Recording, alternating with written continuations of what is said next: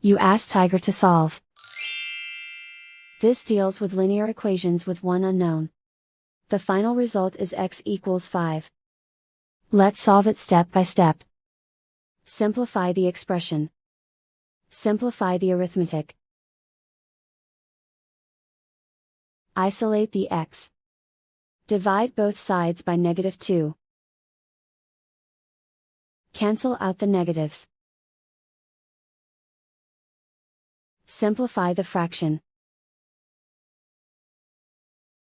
Cancel out the negatives. Find the greatest common factor of the numerator and denominator.